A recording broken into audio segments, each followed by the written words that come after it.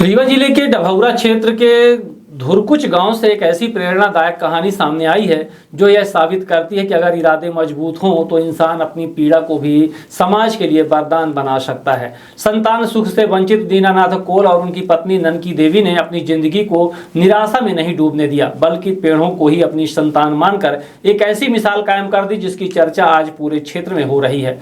करीब 35 वर्षों की अथक मेहनत और समर्पण से इस दंपति ने 105 एकड़ बंजर और वीरान भूमि को हरे भरे जंगल में बदल दिया है। आज इस जंगल में 10,000 से अधिक पेड़ लहलहा रहे हैं। आम, आंवला, अमरूद, बेर और कई औषधीय पौधों से सजा यह क्षेत्र अब पर्यावरण संरक्षण का जीवंत उदाहरण बन चुका है। दीनानाथ कोल बताते हैं कि वर्ष 1990 में एक कार्यक्रम से लौटते समय उन्होंने रास्ते में पड़ी आम की गुठलियां उठाई और उन्हें बंजर जमीन में बो दिया। कुछ पौधे नष्ट हुए लेकिन उनका हौसला नहीं टूटा। धीरे धीरे यह छोटा प्रयास एक विशाल जंगल में बदल गया। संतान न होने पर समाज के तानों और उपेक्षा का सामना करना पड़ा, लेकिन ननकी देवी ने अपने पति का हौसला बढ़ाया। उन्होंने कहा कि यदि संतान नहीं है तो ऐसा काम करें जिससे समाज में एक अलग पहचान बने। बस यहीं से दोनों ने पौधे लगाने का संकल्प लिया और फिर पीछे मुड़कर नहीं देखा। इस सफर में कठिनाइयां भी कम नहीं रही। जंगल को बचाने के लिए दंपति ने अपने प्रयासों से कुआं खुदवाया, लेकिन उसे अतिक्रमण बताकर पाट दिया गया। पानी की कमी के कारण कई पौधे सूख गए, फिर भी दोनों का हौसला नहीं टूटा। आज भी वे अपने प्रेम वन की देखभाल में जुटे हुए हैं। दंपति के मेहनत का परिणाम यह है कि आज इस जंगल में मोर, हिरण, नीलगाय, खरगोश और सैकड़ों पक्षियों का बसेरा है। जहां कभी वीरानी थी वहां प्रकृति की मधुर आवाजें गूंजती हैं। पक्षियों की चहचहाहट और हरियाली के बीच दीनानाथ और ननकी देवी को अपनी जिंदगी की सबसे बड़ी खुशी मिलती है। दीनानाथ कोल कहते हैं, मेरी कोई संतान नहीं है, इसलिए मैंने इन पेड़ों को ही अपनी संतान मान लिया। इन्हीं की सेवा और देखभाल में मेरा पूरा जीवन बीत गया।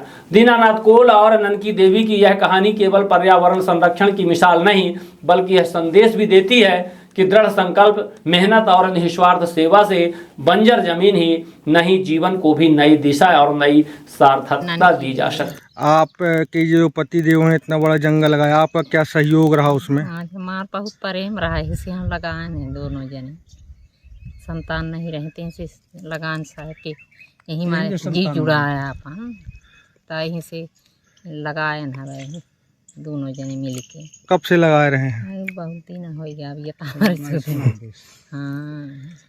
और सरकार से कोनो अपने का लाभ कोई सहायता मिली है? फिर बंद हो गए है, नहीं मिला रही है ना? नहीं मिला रही है। तो आप दोनों लोग मतलब इस वन में मतलब खुद देखभाल करते हैं? हम अकेले रहे, ऐसे कौन समस्या चली है कहाँ रहे, तो पूरे जंगल अकेले फिरत रहे।